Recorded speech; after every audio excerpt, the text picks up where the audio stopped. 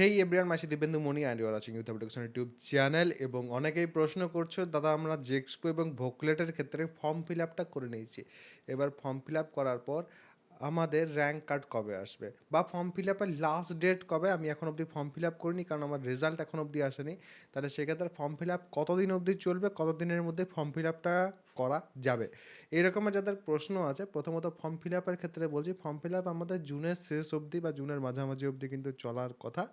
একটু এক্সটেন্ড প্রত্যেক বছর দেখেছি হতে, তার জন্যই আমি লাস্ট অবধি বলছি। এখনও অবধি লাস্ট ডেট কিন্তু কোথাও মেনশন করেনি, বাট এইরকম জেনারেলি চলে, সেটা আমি তোমাদের কিন্তু বলে রাখলাম। আরও যদি এক্সটেন্ড হয় খুবই ভালো, সেটা কিন্তু আমি তোমাদের বলে দেবো।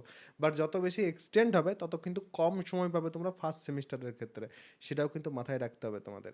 আর তার সাথে দ্বিতীয়ত হচ্ছে র্যাঙ্ক কার্ড কখন আসবে। দেখো, তোমাদের ফর্ম ফিল আপটা কমপ্লিট হবে, নাম্বার অফ স্টুডেন্টস টোটাল ধরো তোমার যদি 30,000 বা 40,000 স্টুডেন্ট টোটাল অ্যাপেয়ার হচ্ছে বা টোটাল অ্যাপ্লিকেশন করছে, সেক্ষেত্রে 30,000 বা 40,000 জনকে তো ফর্ম ফিল আপটা কমপ্লিট করতে হবে। ফর্ম ফিল আপ কমপ্লিট হবে, তার কয়েক দিনের মধ্যেই কিন্তু যে র্যাঙ্ক কার্ড সেটা কিন্তু পাবলিশ হয়ে যায়।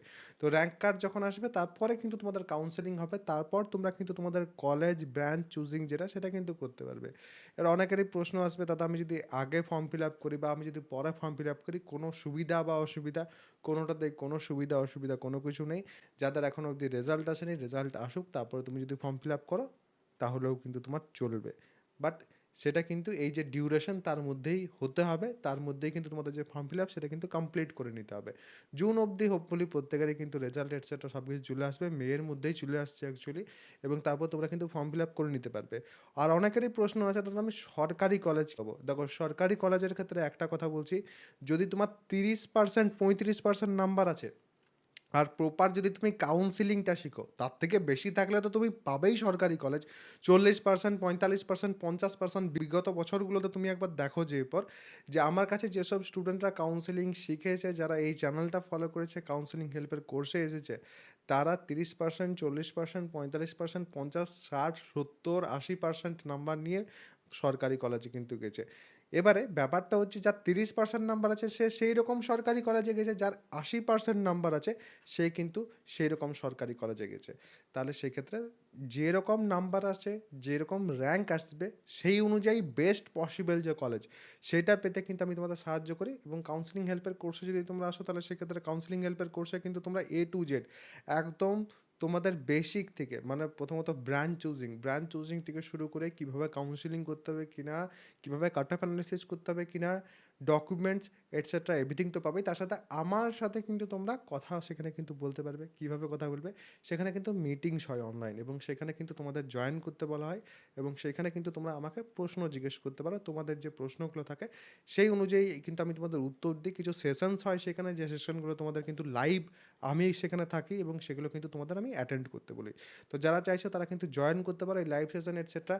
নেক্সট যে লাইভ সেশন সেটা আমাদের পসিবলি 6th of May আছে। 6th of May যারা চাইছো তারা কিন্তু লাইভ সেশন অ্যাটেন্ড করতে পারো। যারা অলরেডি আছে তারা তো অবশ্যই অ্যাটেন্ড করবেই। আর যারা এখন অবধি জয়েন হওনি তারাও কিন্তু যদি জয়েন হও, তাহলে সেক্ষেত্রে সেই যে সেশন সেটা কিন্তু তোমরা অ্যাটেন্ড করতে পারবে। সিমিলারলি ওইরকমভাবে কিন্তু তোমাদের আলাদা আলাদা সেশনস রাখা হয়, সেশনগুলো কিন্তু সেখানেই তোমাদের অ্যানাউন্স করা হয়। যারা চাইছো অবশ্যই কিন্তু জয়েন হয়ে যেতে পারো। সেখানে জয়েন করার জন্য নিচে দেখবে ডেসক্রিপশন এবং পিন কমেন্ট দু জায়গাতেই কিন্তু আমার যে অ্যাপ তার লিঙ্ক দেওয়া আছে। সেখান থেকে অ্যাপটাকে ইনস্টল করতে হবে। অ্যাপটাকে ইনস্টল করার পর কোর্সেসের সেকশনে যাও। কোর্সেসের সেকশনে তোমরা কিন্তু জেক্সপো 2026-এর কাউন্সিলিং হেল্পের যে কোর্স সেটা পেয়ে যাবে।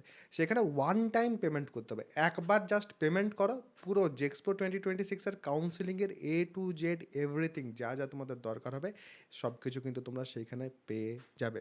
তো যারা যারা চাইছো অবশ্যই কিন্তু জয়েন হয়ে যাও। আর এগুলো বাদ দিয়ে তোমাদের অনেকেরই কিন্তু রিজার্ভেশন এটসেট্রা নিয়ে প্রশ্ন আছে। রিজার্ভেশন নিয়ে একটা কিন্তু ডেডিকেটেড ভিডিও আসবে।